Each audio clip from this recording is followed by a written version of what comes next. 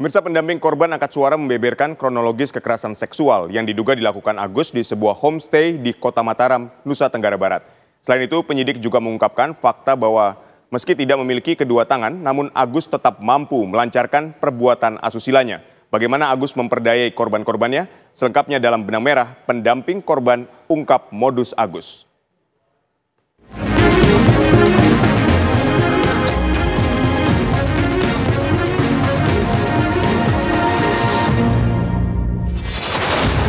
Coba logika, bagaimana saya memperkosa dua cewek, bahasa dia kan dua cewek, sedangkan satu cewek aja saya nggak bisa buka baju, buka celana. Jujur saya merasa tega sekali kayak gini.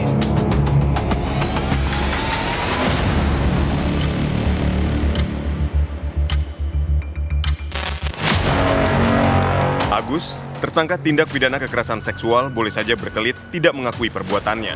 Namun polisi menyebut penetapan Agus sebagai tersangka ini telah berdasarkan 2 alat bukti serta hasil pemeriksaan saksi-saksi termasuk saksi ahli kedokteran dan juga psikologi. Semua ke pelaku dan dengan kata-kata kalimat kalau tidak mengikuti permintaan saya akan bongkar aib kamu. Inilah ya rangkaian kata-kata terjadilah perbuatan pelecehan seksual itu yang terjadi di salah satu homestay yang ada di Mataram. Memang di dalam ceritanya bahwa yang membonceng itu adalah si korban ke homestay, tapi yang mengarahkan menuju homestay Nangs itu itu adalah si pelaku. Nanti bisa didalami oleh pendamping karena yang mengawal dari awal. Setelah itu proses kita lakukan proses dan kita tetapkan si Agus sebagai tersangka. Dan saat ini si Agus merupakan tahanan kota. Polisi menjadikan Agus sebagai tahanan sementara selama 20 hari. Meski Agus berstatus sebagai disabilitas, polisi memastikan bahwa proses hukum yang dijalani Agus telah sesuai dengan aturan hukum yang berlaku. Berdasarkan PP 39 tahun 2020 tentang penanganan disabilitas yang berhadapan dengan hukum, sebelum kami melakukan pemeriksaan terhadap terlapor, dalam proses penyelidikan, kami sudah melakukan tindakan yang namanya penilaian personal, di mana kami melakukan asesmen terhadap terlapor, apa yang bisa dilakukan dan apa yang tidak bisa dilakukan. Karena juga kami mempertimbangkan kondisi yang bersangkutan, kami berupaya semaksimal mungkin walaupun yang bersangkutan diduga melakukan tindak pidana, tapi hak-hak yang bersangkutan kami penuhi semua. Kami melibatkan Komisi Disabilitas Daerah NTB untuk pemenuhan pendampingan hukum, walaupun sempat yang bersangkutan menolak, tidak mau didampingi, tetapi berdasarkan ketentuan dalam proses penanganan dengan ancaman di atas 5 tahun, kami pastikan bahwa hak-hak yang bersangkutan terlindungi dan didampingi pengacara.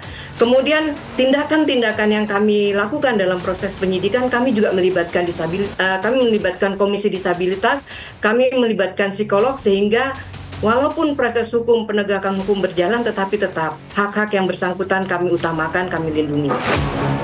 Meski telah berstatus tersangka dan menjadi tahanan Polda NTB, Agus tetap saja menyangkal semua sangkaan yang dialamatkan padanya.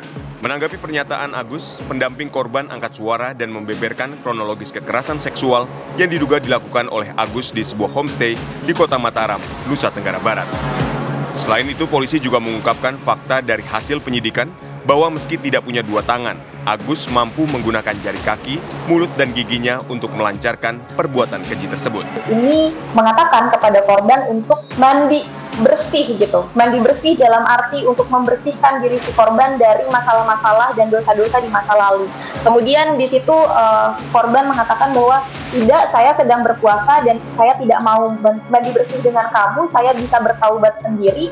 Tapi kemudian akhirnya disitulah terjadi ancaman-ancaman oleh pelaku terhadap korban ini sendiri, di mana ancaman yang terjadi yang dilontarkan saat di Taman Udayana itu adalah pelaku akan membeberkan, akan membongkar setiap hal yang kemudian sudah dia ketahui tentang si korban ini kepada orang tua.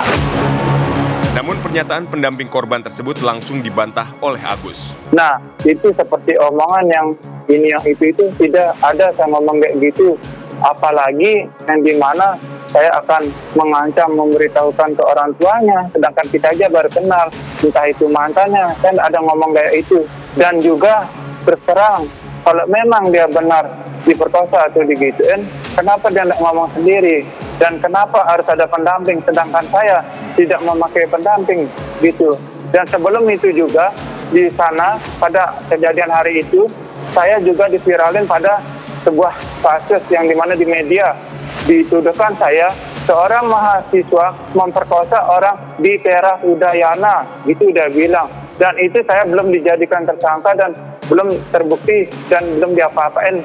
Nah, yang dimana itu diviralkan oleh suatu akun media 21 Lombok itu. Nah, setelah itu saya melaporkan dia ke Polda atau ke Polresta.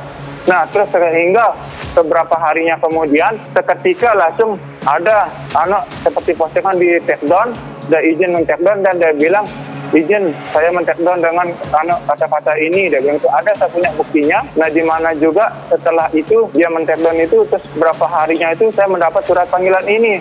Dan sampai sekarang kasus saya dilanjutkan, dan baru ini setelah saya viral ini baru dia langsung saya dilanjutkan kasus ini gitu. Dan saya terus terang tidak ada punya apa-apa, Bu, untuk ngasih pendamping atau apa gitu. Kok bisa pendampingnya ngomong seperti itu? Kenapa tidak langsung orangnya sendiri yang ngomong gitu?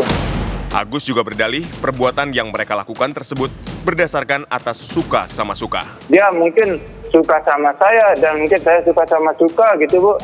Saya masuk, nah setelah masuk itu dia yang bukain baju celana saya dan dia buka sendiri gitu. Karena atas dasar saya suka sama dia dan dia suka sama saya karena dia yang bukain gitu, Bu. Gitu. Tetapi setelah atas dasar suka sama suka itu, nah seketika setelah itu dia menelpon seorang temannya, Bu.